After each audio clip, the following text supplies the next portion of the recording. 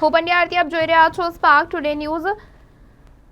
સમાચાર સુરતથી મળી રહ્યા છે। પાલ વિસ્તારમાં સીસીટીવીના આધારે ગણતરીના મિનિટોમાં કેસ ઉકેલી કાઢવામાં આવ્યો છે। મધુરમ ડેરીનું શટર તોડી ચોરીને અંજામ આપનારની ધરપકડ કરવામાં આવી છે। 18 વર્ષીય કરણ આવજીની ધરપકડ કરી છે। ખૂબ જ સેફટીપૂર્વક ચોરી કરી ફરાર થઈ ગયો હતો, પરંતુ ચોરીની ઘટના સીસીટીવીમાં કેદ થઈ। સીસીટીવી સર્વેલન્સના આધારે પોલીસે તાત્કાલિક ટીમ બનાવી તપાસ આરંભી। આરોપી લાપતા થાય તે પહેલા જ તેને દબોચી લેવામાં આવ્યો છે। ઘટનામાં એક આરોપી વોન્ટેડ જાહેર કરાયો છે। ચોરીનો મુદ્દામાલ રિકવર કરવામાં આવ્યો છે અને પોલીસે આગળની તપાસ હાથ ધરી છે।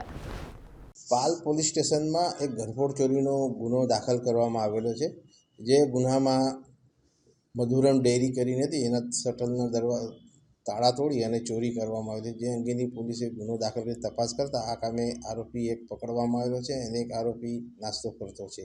એની અંદર આરોપીએ 15,000 રૂપિયા રોકડા તથા એક મોબાઈલ ફોનની ચોરી કરેલી છે, જેનામાં હાલમાં 4,000 રૂપિયા રિકવર કરવામાં આવે છે અને એક આરોપીની તપાસ ચાલુ છે। બીજા આરોપીને હાલ પોલીસ કાર્યવાહી ચાલુ છે।